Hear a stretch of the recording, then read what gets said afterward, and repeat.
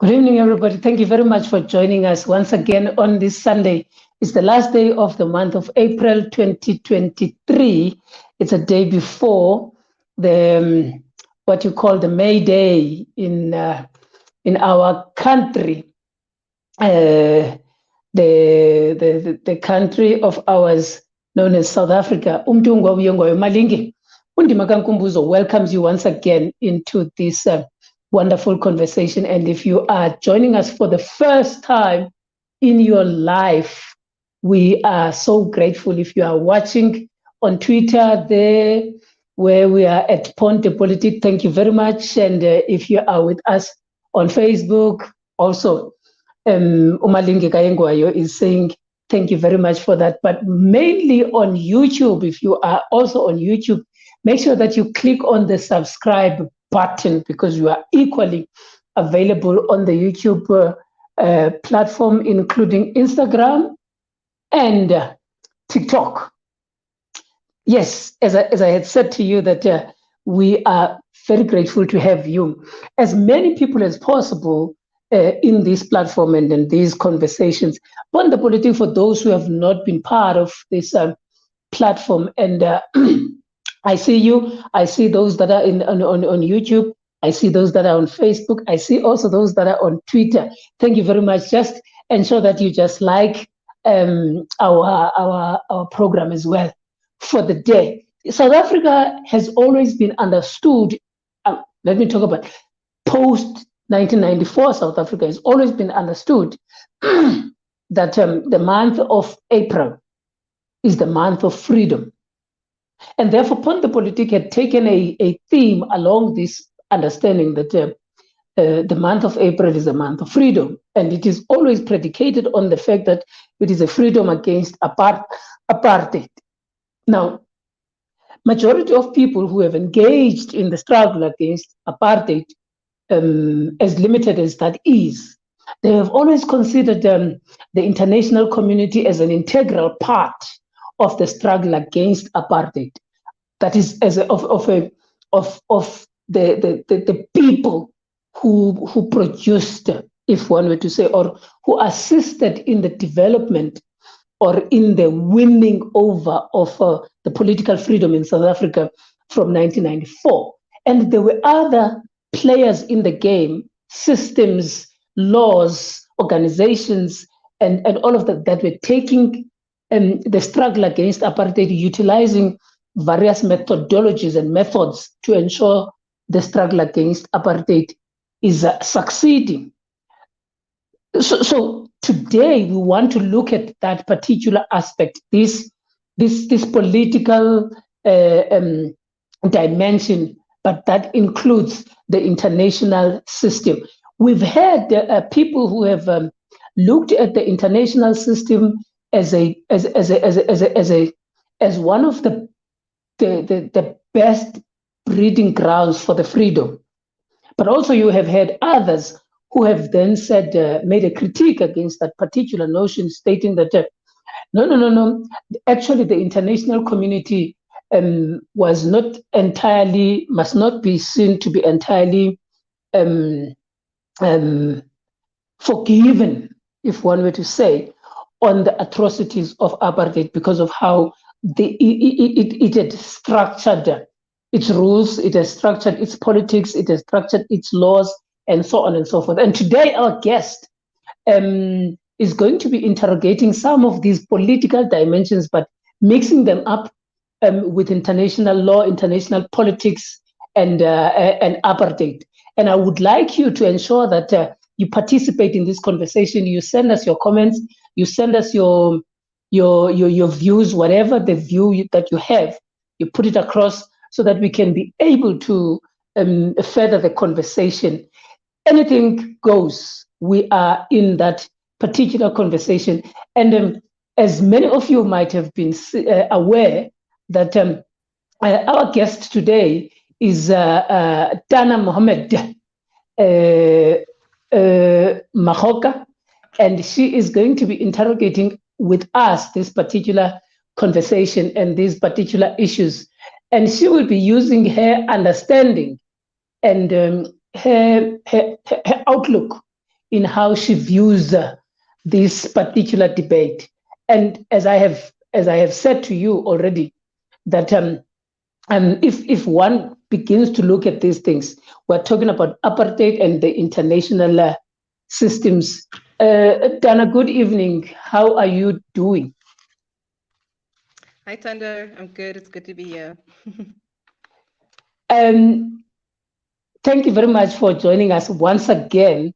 And it's been about 15, 20 days that you are back into this platform. On the 21st of March, we were interrogating the issue of Sharpeville and Langa massacre. And today we're talking about apartheid and the international law, international politics, and international system. And there is a thinking that you say apartheid and racism is not dead in South Africa, and that is the thinking that you want to bring into this conversation. That apartheid and racism is not dead in South Africa, but why would you make this particular argument when many of us are of the view that no, we passed that life and we've done all we could about apartheid. So why are you making that particular argument? Take us through so that we can understand your thinking as well and teach us at the same time. Thanks, Tando. Such a great introduction. I'm going to respond in three ways. I'm going to start off with a couple of definitions, and then I'm going to explain the fundamental thesis, and then I'm going to speak about the far-reaching implications of this thesis. So you've rightly said the international system is about the global community of states and international organizations, the relationships they have with one another, the rules that govern those relationships, right? Explicit rules through international law, treaties and customary international law, norms, state practice, and also what states consider to be a legal obligation on themselves. But then there are also the unspoken rules, the unspoken conventions, attitudes, histories, and uninterrogated contexts that underpin how things are done.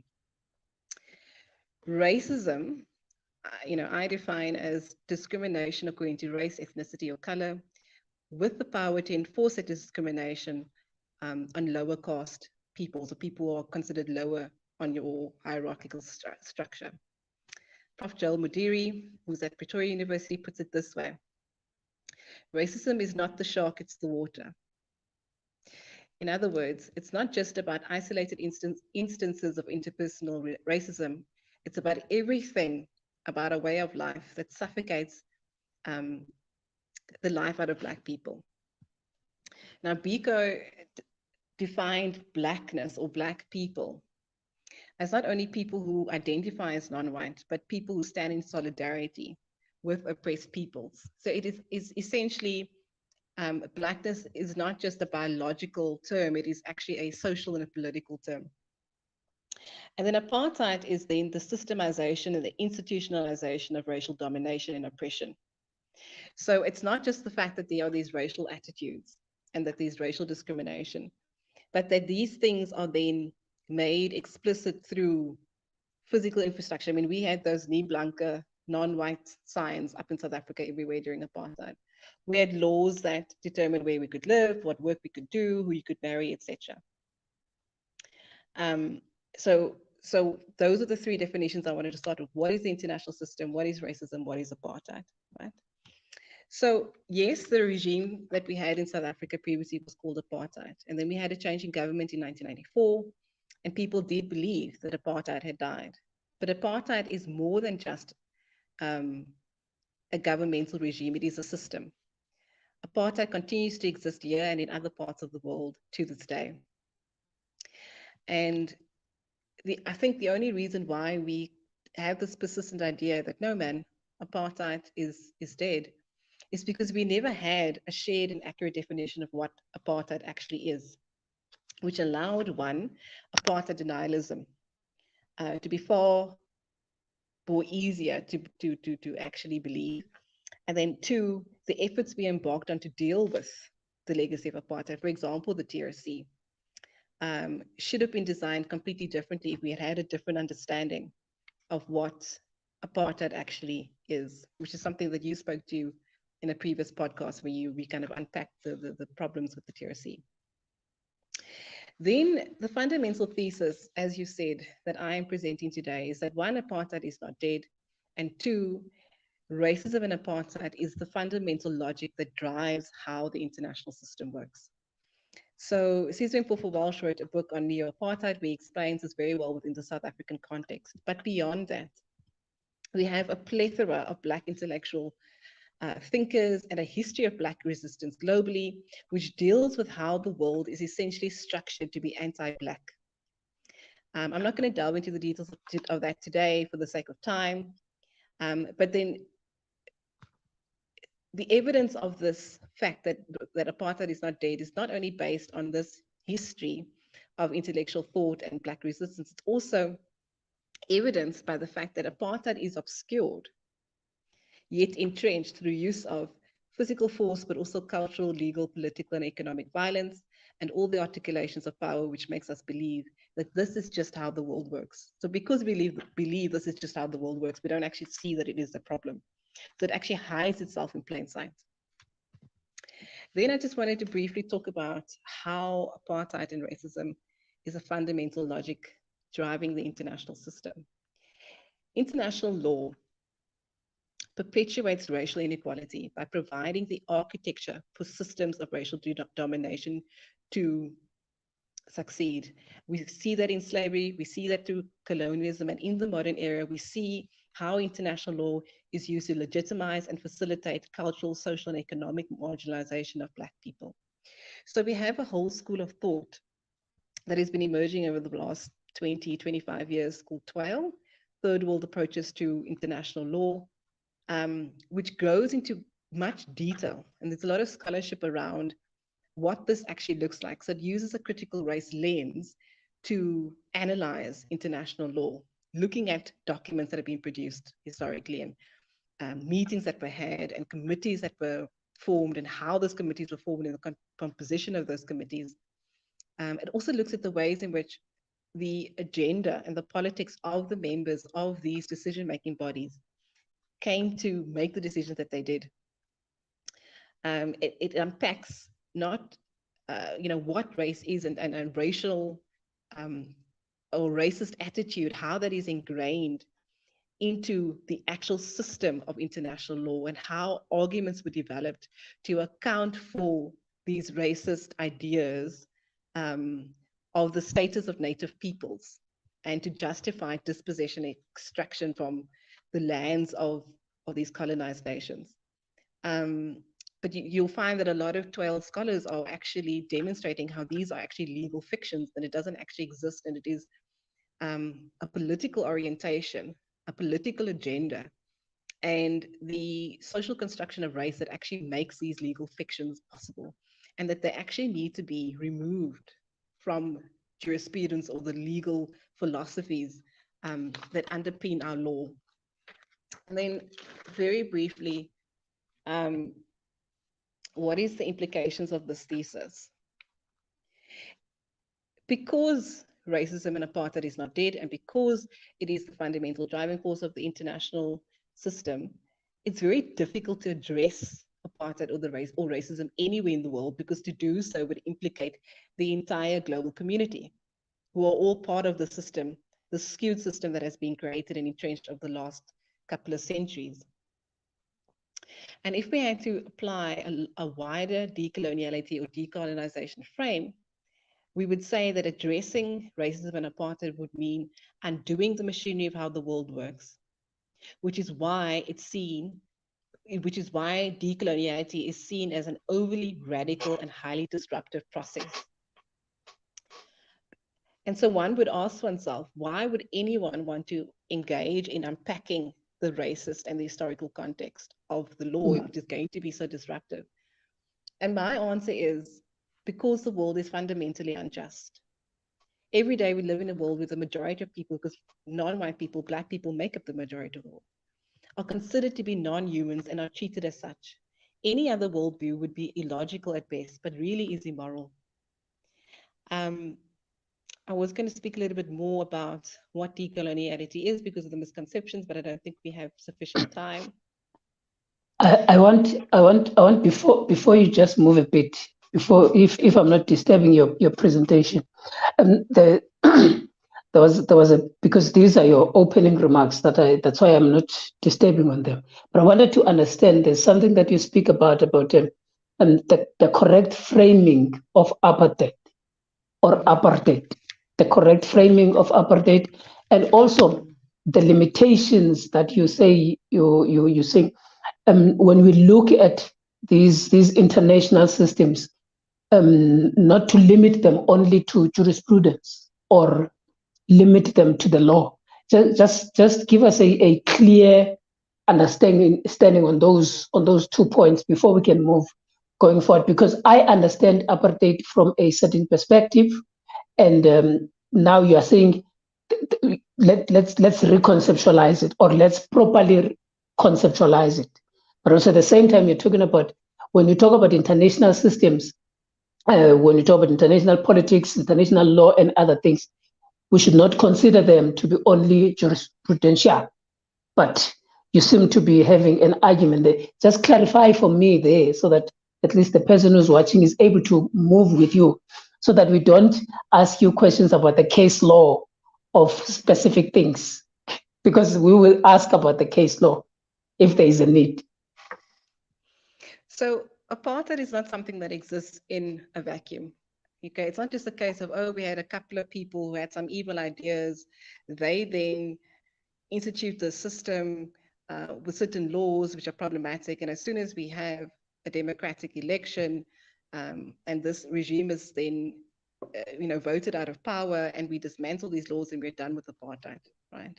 Apartheid was more than just those laws. It was a system of racial discrimination, racial domination, and it is a continuation of the political agenda of the social construct that is racism. So that is why when we deal with apartheid or analyzing apartheid, we have to look at it from a decolonial lens, right? Because if we look at the point of decoloniality is about critically analyzing the way things work. Sorry, I've just lost my train of thought. It's also about building a different kind of world by creating a space for A, rehumanizing oppressed peoples and Black peoples, B, recovering, valuing, and centering Black languages, ontologies, histories, and ways of knowing, and C, correcting the power imbalances and systems that perpetuate oppression of Black peoples. So if we understand what racism is and what colonialism is, and how apartheid systemizes and institutionalizes that, then we understand that when we're trying to dismantle apartheid, we have to go beyond the law, because we have to look at everything that system then sought to achieve in dominating a particular race group. They needed more than just law. They needed cultural violence. They needed economic violence. So basically, if apartheid is iPhone 14, colonialism and racism is iPhone 9, or is iPhone 8. Yeah. It's a logical flow. Evolution of racism and coloniality. It's not a new system. It's just it's not a new system. It's just more explicit something, and more overt. Okay, we got that right. Now then, move us to how do you link this argument with the point you are saying that remove then apartheid from the laws alone, that is, remove it from the jurisprudential thought process, but place it into a more of a overarching theme of society. How do you put that together? You were making an example of something. Please give me that again. So I'm saying that analyzing apartheid and dismantling it forms part of the broader decoloniality movement theoretical framework. Because decoloniality says that we need to understand what is the purpose and the workings of coloniality, right? Because that is the seed from which apartheid comes. So you cannot deal. So it's like saying, if we use your analogy about the iPhone, right? It's like saying, I want to now deal with iPhone 14, but I don't want to understand the Apple operating system, Software, the software or the itself. software itself, because that Okay. is the logic. The racism and the coloniality is the logic that drives what apartheid then becomes. Okay, I hear you very well. And viewers at home, we've got Tana. She is engaging us on these particular issues, and I'm asking you to make your comments or questions as we are engaging, because these are part of the conversations. It's always better when the conversation flows from everybody else. So please put across your likes if you like it, put across your comments if you would, and your hearts and your actions, whatever the case might be. But make sure that you engage in this conversation. So you were taking us then through. You're saying you don't want to talk about decoloniality, but there was another point that you wanted to put across. Now continue that thought so that we can begin to interrogate further these thinkings that you are having, or these ideas that you're having. I'm trying to think what was the point that you felt that I missed. Look, I mean, the ultimate objective of decoloniality is not only to dismantle the problem of coloniality, but it's also to pursue sovereign equality and the right to self-determination for Black people. Okay. So it's not only to address the fault, but it is also then to pursue what we should have had the fault not occurred. Okay. To put us in the original position of what we would have been if coloniality had not taken place. So we will never have a world where it's never taken place. But yes, that is the. So it's more humanistic. It's more humanistic in its nature. It wants to liberate humanity from from this thinking that some people, because they look brown, they look Black, they look darker than the others, therefore they are non-human. And that is why we see such a problem with, for example, I mean, this is just one of the measures, but the most prominent measure that we took to deal with apartheid was the TRC.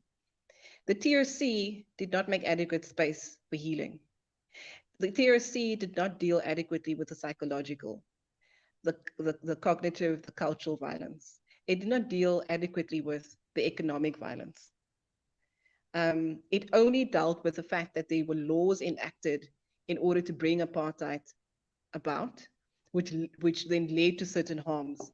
But the impact of those harms themselves was not actually addressed. The assumption was that if we go through this process and we uncover these truths that we're searching for, and we bring some sort of closure to the events that had happened, then healing would emanate automatically from that. And that is a fallacy. Because healing is not something that happens automatically or without any intentionality. We had to put intentional measures in place in order to address it. So if I can just fast forward to illustrate this better, right? So I was going to talk about this later, but I think I'll just talk about it now. We can always crisscross between things. I want to quickly just quickly deal with the definition of apartheid in the 1973 convention, right? Is this now you're thinking of how the international world understood this? This is the culmination of at that point, in the 70s, the culmination of the evolution of this concept of apartheid. We can come back to it as a legal instrument, but I just want to speak to the multidimensional nature of apartheid that I think was quite well articulated in the convention to illustrate my point a little bit better. And the convention represents the international body. It is part of the international body. It's not a domestic. Yes. No, it's a UN convention. So I mean, it emanates out of the international system. I want to make sure that those who are watching are able to understand that we move between the domestic and the international and the domestic. We move in between those particular spaces. Go ahead. Well, I mean, let me maybe just say this now. I mean, the problem obviously with international law is that we have no global enforcing body for international law. So you cannot directly enforce it. All you can do is rely on indirect enforcement through relying on individual states to domesticate those laws and to carry out, in this case, I mean, apartheid was called a crime, so to actually carry out the prosecution and the judicial processes around that. So that is why, the national and the domestic and the international realm is intricately linked, because the international system cannot implement its recommendations itself. So if you look at Article 2 of the convention, it's got basically seven areas of different sorts of acts, policies, and practices which are criminalized under this convention or considered to be problematic, right?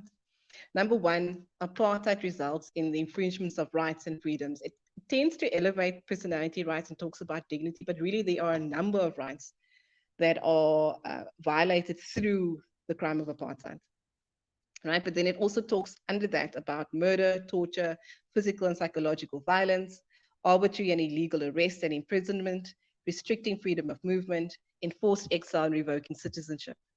Then the second way, or the second act that is criminalized, is the denial of the full development of targeted peoples. And it links that to the right to education, because Black peoples under a system of apartheid are never allowed to reach their full potential, because they are seen as a subjugated people, a people that are there simply as a unit of labor to further the interests of the ruling class. It also results in, thirdly, the targeting of people for substandard living conditions. And I think the convention says something along the lines of encouraging living conditions that are meant to bring about the demise of the targeted people group. Fourthly, apartheid results in isolating targeted groups from political, economic, social, and cultural life of the country and preventing integration between groups. Fifthly, it results in spatial injustice and the creation of racialized ghettos and reserves. Six, it results in labor exploitation, and it particularly refers to the right to work and the right to form trade unions. And then seventh, it results in the persecution and repression of resistance actors or movements, and the right to freedom of assembly and association. So you see, there is just, apartheid is this total system that affects every aspect of life. And there is just no way that you could deal with apartheid simply through judicial processes or legislative measures or even political changes, right?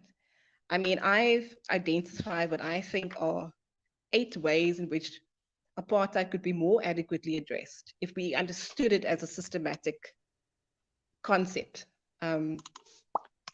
So yes, one would be, the judicial and legislative measures. 2 would be political changes, but also along with political changes, which we know we've done in South Africa, but what we haven't sufficiently done is, which is linked to the political, is to build people power, right? Because if we understand that apartheid means that racial discrimination is articulated through institutions, that we have to build people power in order to counteract the overreach and the repurposing of those institutions for private benefit, which is something that we see not only in the past in South Africa, but even right now. I mean, this whole state capture commission was about the repurposing of state institutions, and that is also an element of apartheid. It's a legacy of apartheid that we continue to see in our country, even though. So it is on the basis of these elements as defined by the convention, which have been not addressed in the so-called transition in South Africa, that makes you stand boldly to say that apartheid and racism in South Africa is not dead. Yeah. Because, and I mean, and I could even show it to you with the remaining measures that we have not done. I spoke to the first 2, which we've done to some extent, but I still need to actually show you what are the other things we should have done that we haven't done at all. And I'm sure as any South African who's listening to this, who's lived in this country long enough, who knows what has happened here and knows what has happened to their family members, will know the impact of what I'm saying, right? So, okay, like take us there. judicial processes, political processes, right? Then we also needed to, thirdly, focus on healthcare, psychological, and social cultural interventions. Now, I have not explicitly seen, in our country, we actually enact policies to say these are the well-being and healthcare orientated measures that we're taking purely targeted towards the legacy of apartheid in our country. I mean, obviously, I come from a healthcare background. I studied medicine first, then social sciences and law. And so, I mean, I used to see this all the time, where you have, for example, people walking around with holes in their hearts, right? Congenital holes in their hearts. Because surgery for congenital defects was not prioritized for people of color in apartheid. So you just continue to live on with that thing until you succumb to the effects of that, right?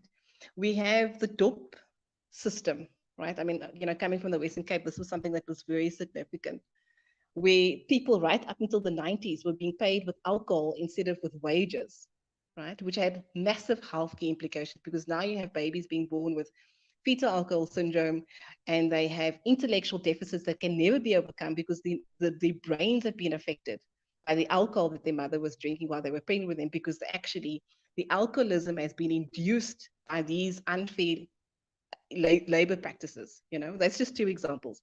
We know about the trauma, the intergenerational trauma and excessive trauma that we still carry as a nation, which requires psychological intervention.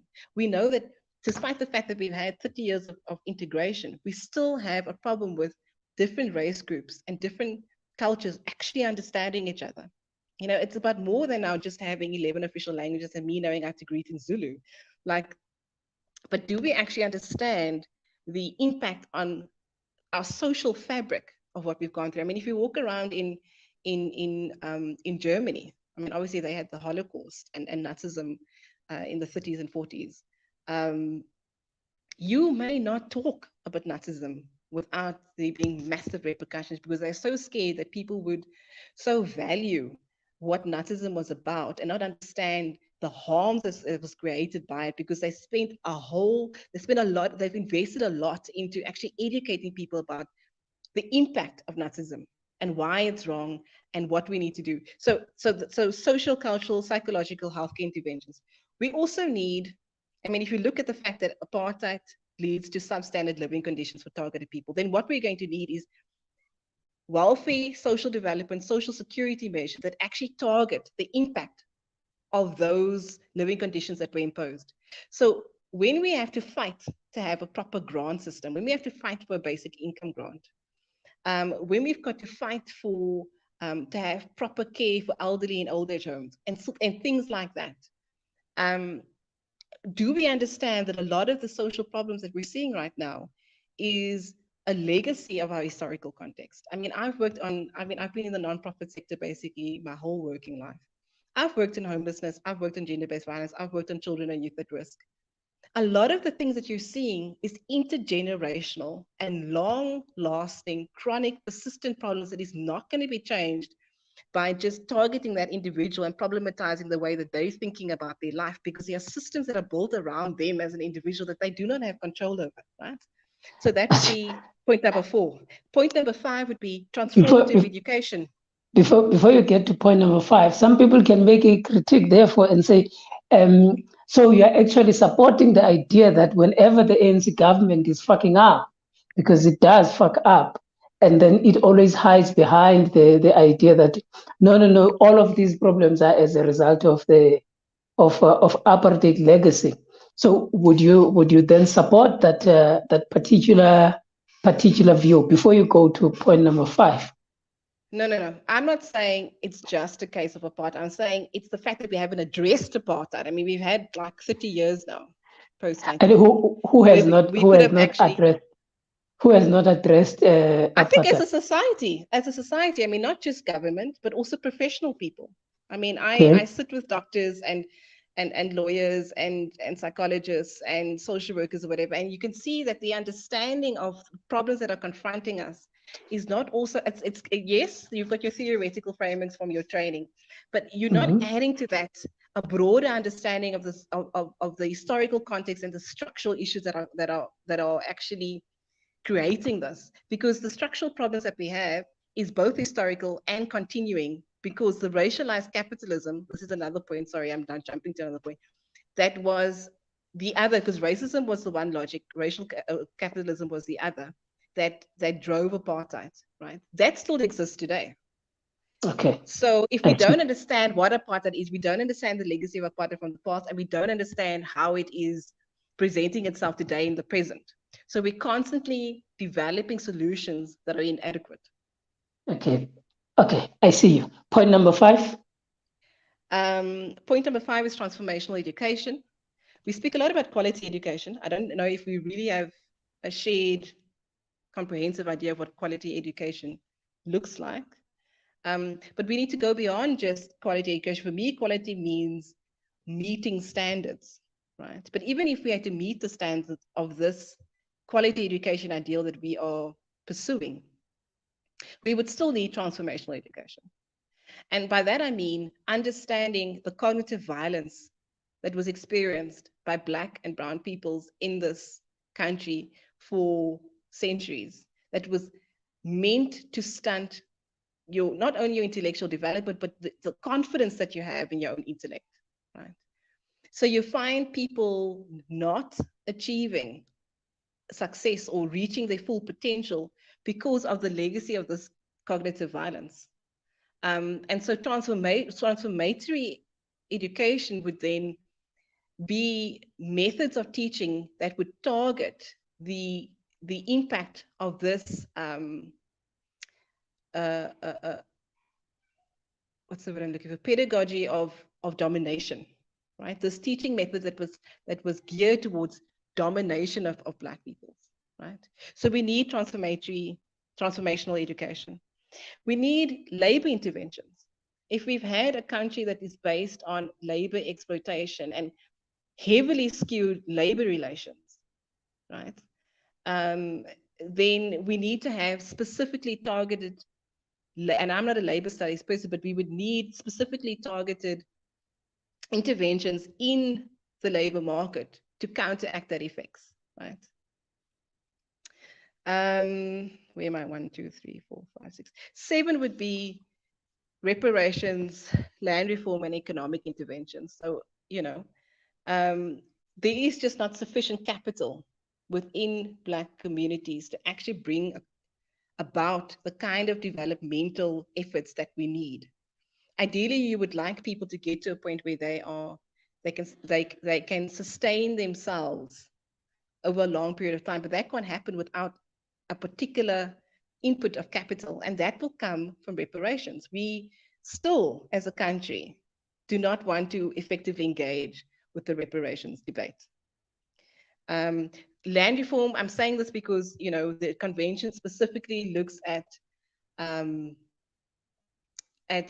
dispossession of land, but what I'm always saying, and people that know me, I'm always banging on this drum, that we need to actually be talking about property reform, because Black peoples were dispossessed of more than just land. One of the things that I feel very, very passionate about is the fact that intellectual property was stolen from Black peoples.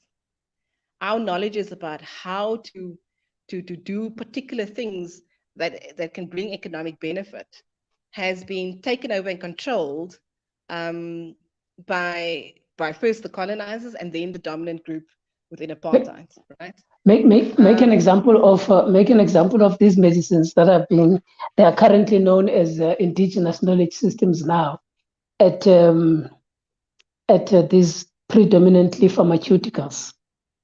We know about that. They are being manufactured and they're being processed at the CSIR under the new name now, indigenous knowledge systems, and nobody is given an acknowledgement about that knowledge, as if it came from, it was like a manna coming from heaven, a nonsensical thinking, by the way. Yes, so it's a very important point that you're putting across, and I love the fact that you're saying the international systems in its quest to fight against apartheid, it has not, let me say that, I'm not sure if I'm correct, it has not adequately dealt with the issue of apartheid because there are various layers of how apartheid affected people in South Africa, and But therefore, also because, it, the international system is itself complicit, and the kinds of laws and systems that were that were um, that were entrenched here in order to bring this about, you will find elsewhere also. yeah, they So draw from the Americas. They draw from the Americas, which was has always been a dominant after World War II. but it So would be they drew completely from the Americas. hypocritical. Yeah, yeah. Yeah, it would be completely hypocritical to say there's something wrong with that when you're actually doing the exact same thing where you are. I mean, one of the things that we benefit now is that we, through globalization and the advances in technologies, that you can speak to people who are going through similar things in other countries. You can speak to activists in the Americas. You can speak to in North America, Latin America. You can speak to activists in Asia and in the Pacific Islands, and they tell you the same thing.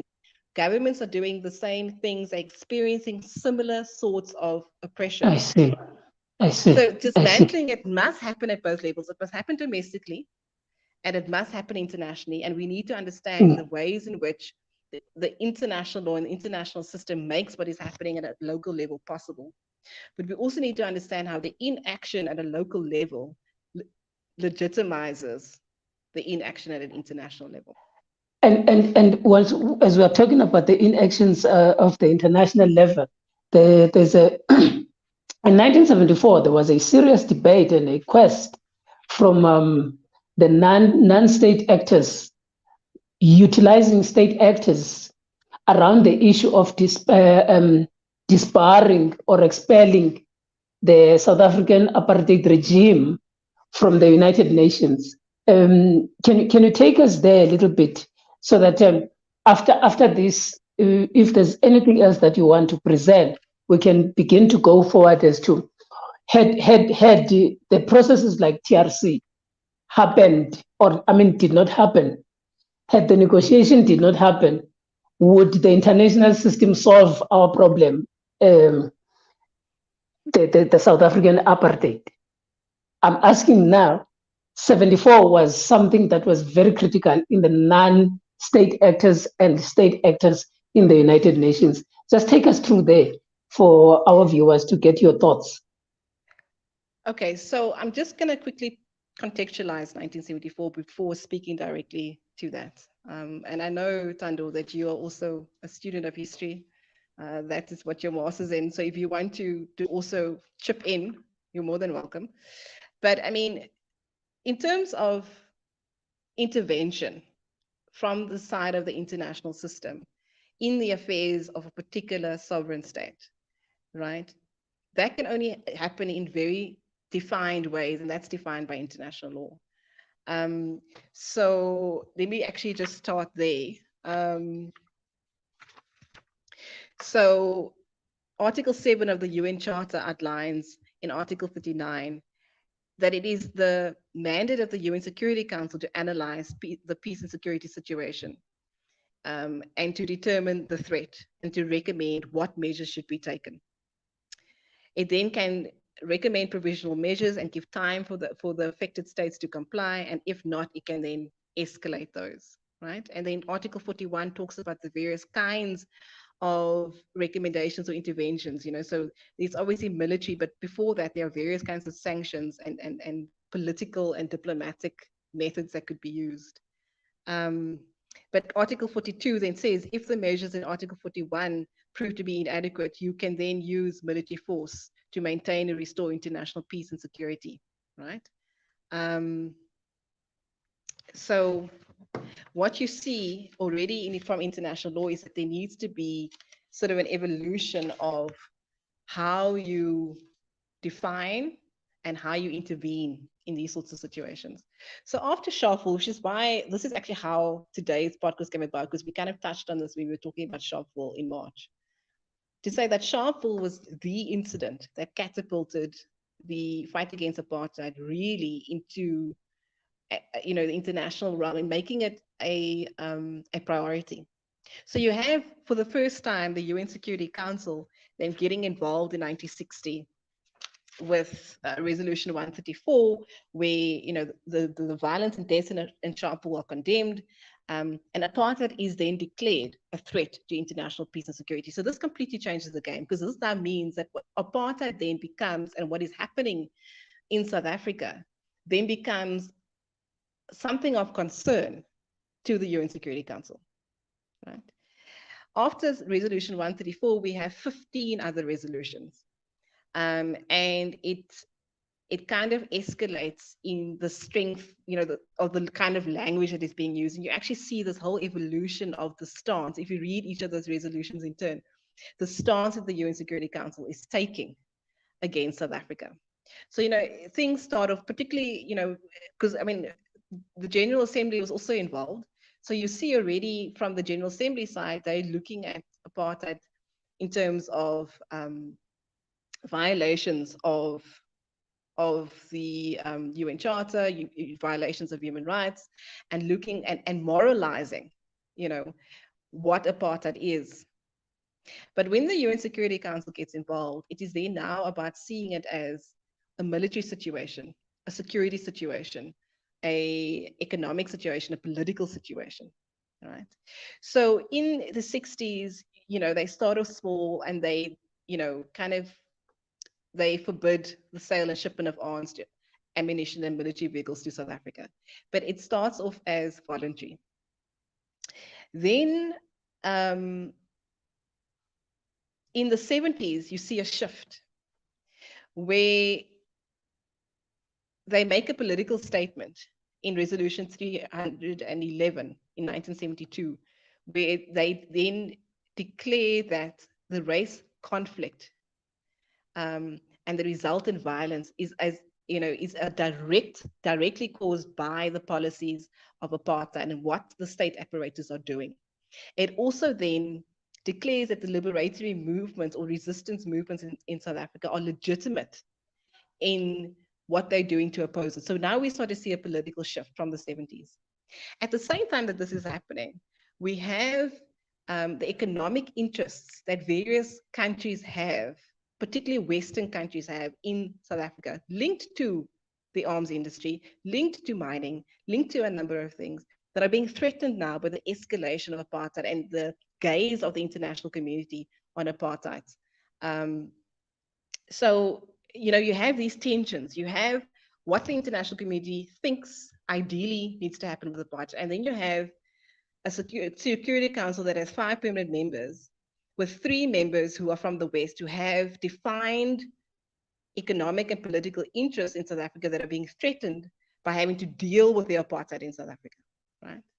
So in 1974, you have UN General Assembly Resolution 3207, where the political fight that had been simmering up until this point with regards to how to deal with apartheid coming to a head. And so, the UN General Assembly, you've got all of the states in the international community involved. In the UN Security Council, you've only got select members, and the permanent members are UK, US, France, Russia, and China. So you've got to deal with their agenda and their interests directly. So these things are now conflicting to some extent. So you have in 1974 this UN General Assembly resolution that says, directly ask the UN Security Council to investigate the relationship between South Africa and the UN, given the fact that there are persistent violations of UN resolutions by South Africa, because up until this point, all of the resolutions that are being passed are being ignored by apartheid South Africa. And the General Assembly is saying in an indirect way, but also a very direct way, that we're saying we know that the obstacle to dealing with apartheid in South Africa is in the other forum. Yes. Yeah. And so you have the UN Security Council now being forced by this resolution then to meet, to do this investigation. And at this meeting, a proposal is tabled by one of the non-permanent members to say South Africa needs to be expelled from the UN because of what it's doing with apartheid. Not only are they not only is the policy and practice and the system of apartheid violating the Charter and human rights, but the recommendations and the measures that have been taken to cause them to stop doing it, they are ignoring. So then they cannot form part of the international community anymore. They need to be expelled. That proposal is vetoed by the US, the UK, and France. Is the UK that you are talking about, UK, US, and France, the very same ones that have have been pushing for this arrest of Vladimir Putin? Okay, no, proceed, continue. And then you have another situation, which is what I think what you're speaking to, where the proposal is tabled again at the UN Security Council level to say South Africa needs to be expelled. Because it was vetoed the first time, they then come up with more evidence, more reports that try and galvanize more political support for this idea, and they table it again. And this is why it is important.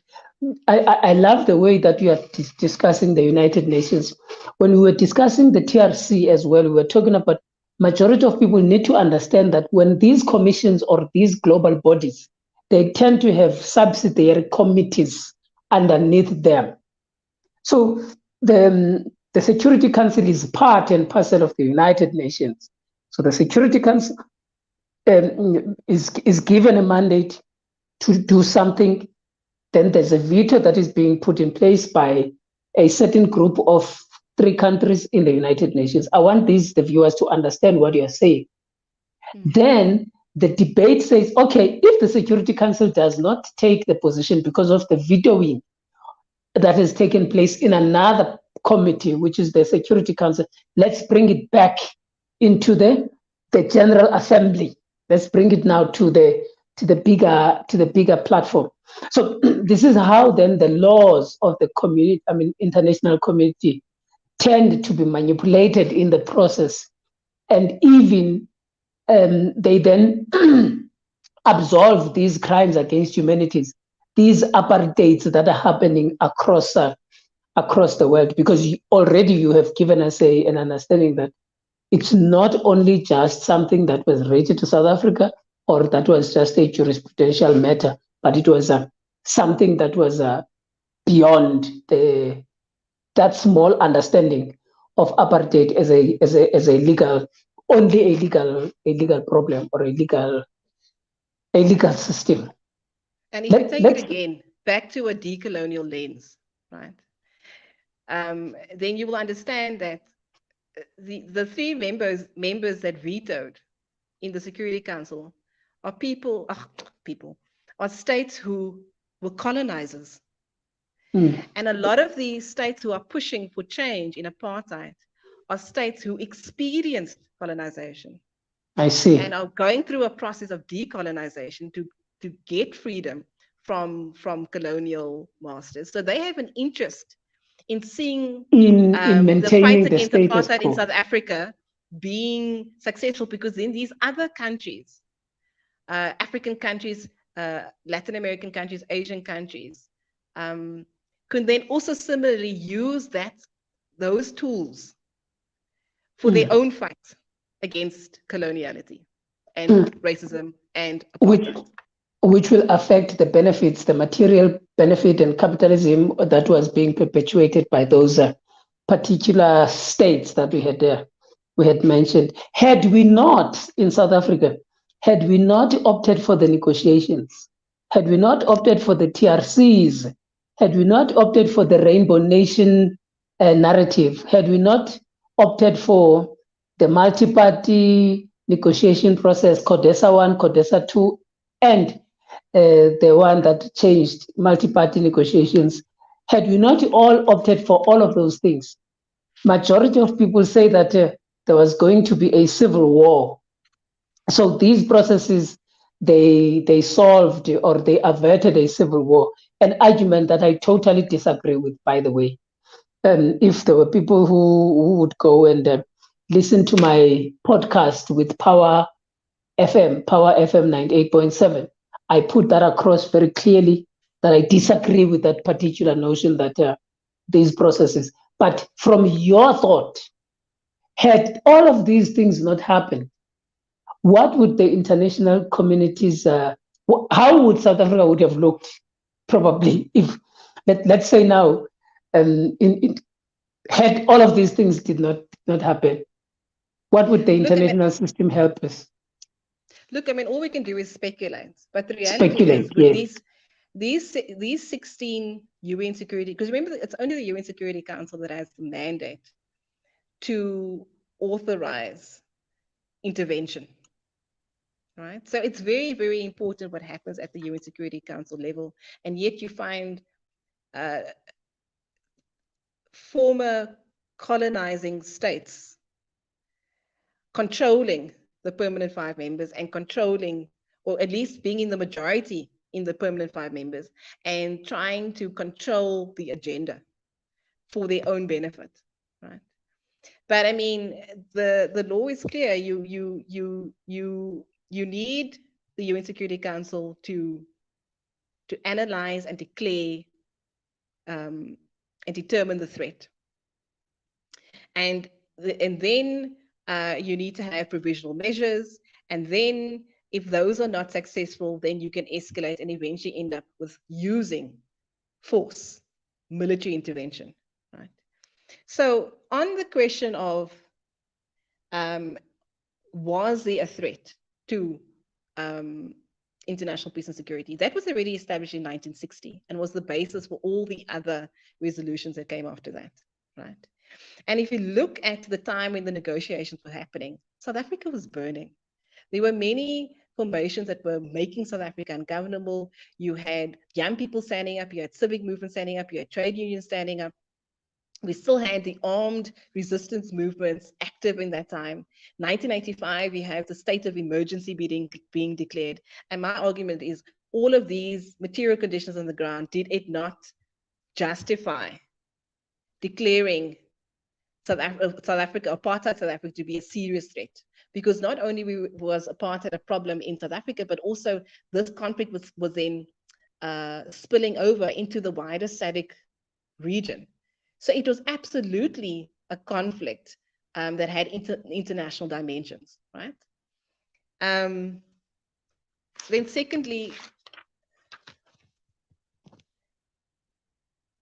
we need the other non-military interventions to be declared inadequate by virtue of the kind of discussions that are happening at various committees and meetings of the UN, and the kinds of reports. I mean, you know, there's just no time to actually unpack all of the different reports that were tabled and the quality of that evidence about that, you know, that explains what was happening, you know, in South Africa at the time, right?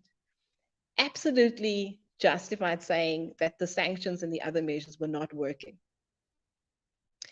We also had the problem of, you know, states being accused of circumventing the sanctions in any case, right?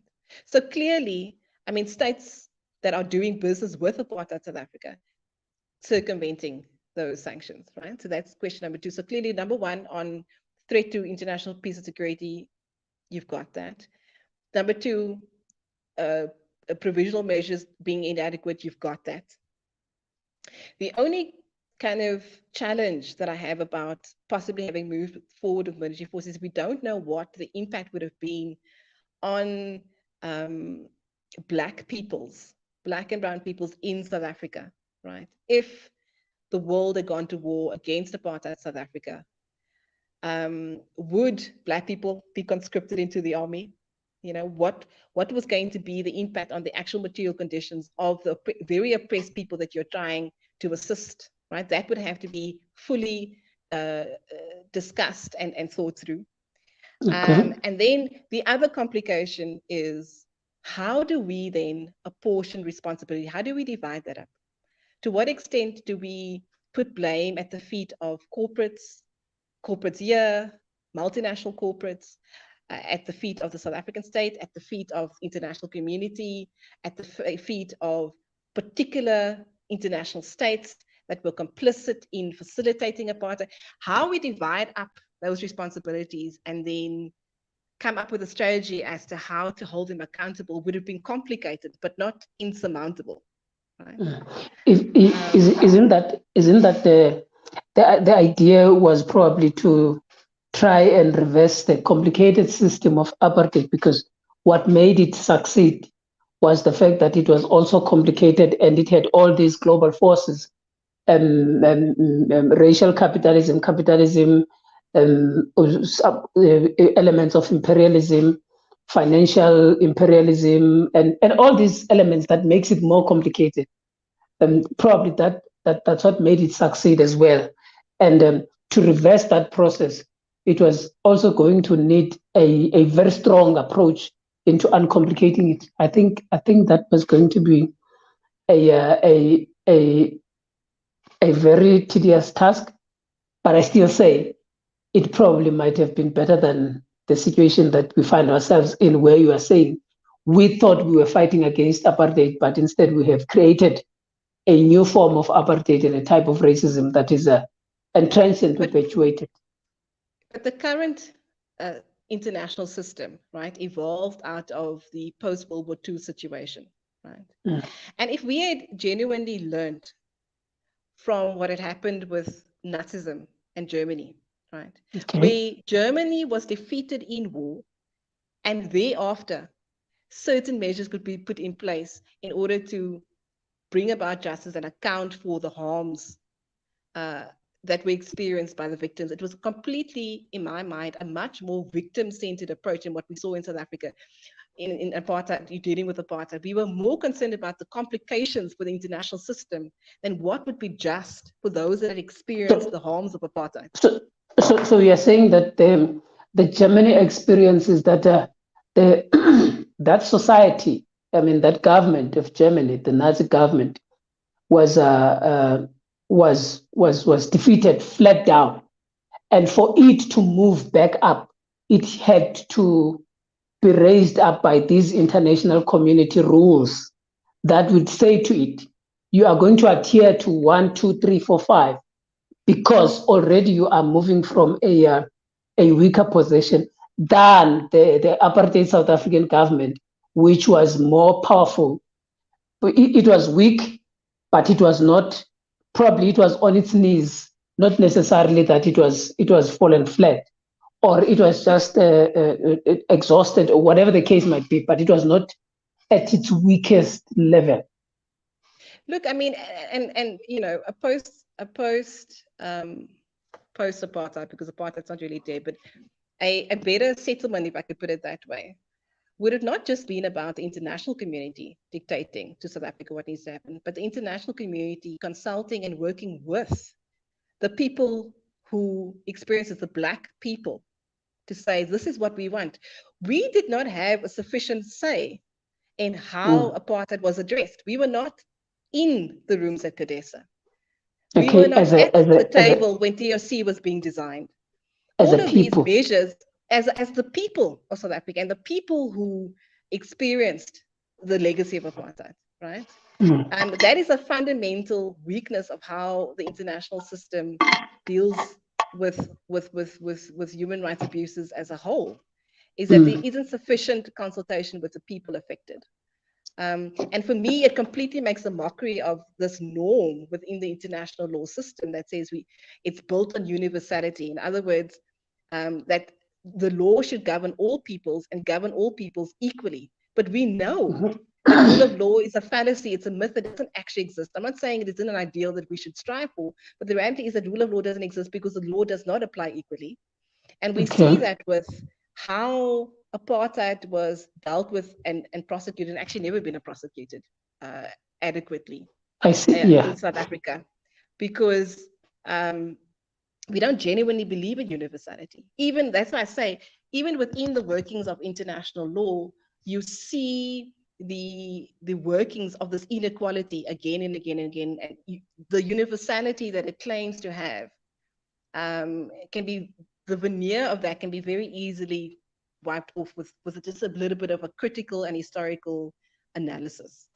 It is, and as a way of closing off, and I'm just going to throw a curveball here, is that there is a contestation and this de-dollarization of a society of South Africa, as one were to say. There is this particular conversation that is taking place in the world. There's a contest between the BRICS, there's a contest between this NATO, and already you hear people who are saying Russian President Putin must be arrested, and there are others who are saying, but the Americans have been part and parcel of a problem of the abuse of the rule of law and the human rights and all of these elements. And already there you are able to see how the inequality of implementation of these rules. You look at Ukraine, everybody who is a white European descendant, when there was a war in Ukraine, everybody was saying we must support Ukraine. But now there's a war in Sudan. There's not much going on when it comes to Western powers saying, no, let's get involved in this Sudan war that is taking place. So you can see these examples taking place in the society currently. And I want to say that I agree with you, and these are examples that are there. Tana, what is your closing remarks into this particular conversation? If somebody just arrives and watches this live stream, and then they only pick it up at this moment, what would you say you have said in this entirety of this 1 hour, 8 minutes? Apartheid is a system, and it manifests itself in a lot of different ways. And the scope is both international and local. And if we want to address this adequately, and if we are in any way interested in justice, we need to get much more comprehensive and much more intentional about, and much more honest about where these inequalities arise from and what it's going to take to overcome them. And everybody needs to do their part. Yes, the lawyers need to do their part and the politicians have to do their part, but every sector of society. So if you're in healthcare, what can you do from healthcare side? If you're in education, what can you do from that side? If you're in arts and culture and you do cultural work and history and heritage, we haven't even had a chance to talk about revisionism in history and memorialization and that sort of stuff. There's a part to play. There's a part to play in every sector of society to dismantle the system. And to counteract its power and to build people power so that the world actually has meaning and benefit for everybody and not just a few. Just straight, direct questions for you. Did the TRC succeed in what it wanted to achieve in relation to the dismantling of apartheid? Well, I mean, there's a difference between the stated objective of the TRC and what we can infer the agenda of the TRC is based on what we now know 20 years on. So did it achieve reconciliation? Did it unearth truths? Did it build social cohesion and build our nation? Absolutely not. Did it bring accountability and justice? Absolutely not. But did it bring us closer? I mean, in terms of the information that we were able to gather, and which we might not have known if we didn't embark on some sort of fact-finding mission. That is useful for the people who participated in that and whose stories were heard and they were able to confront the perpetrators. But for the country as a whole, we have a very long way to go. I hear you.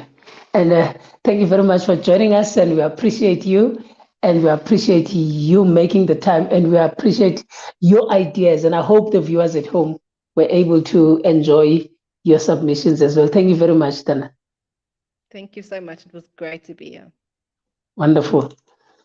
Colleagues and friends, we have had another wonderful conversation today with our guest, engaging on the various elements. And I love the fact that she spoke extensively around the issue of let us reinterpret, let us put into perspective what do we mean by apartheid, what do we mean by racism so that we can understand that.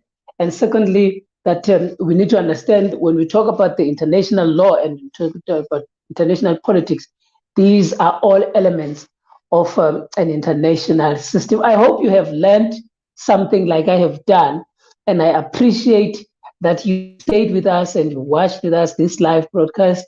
We are going to ensure that this is going to be published tomorrow on Monday at 12 o'clock on YouTube. Make sure that you continue to subscribe to our platform. Umtunga uyengoyo kamalinge undima kankumbuzo umntana enkosi uthi kuni siyabulela kakhulu for being part and parcel of this conversation, and we are hoping to see you once again next week on another reverting conversation on Pont de Politique, a bridge to politics. See you next time. Bye bye.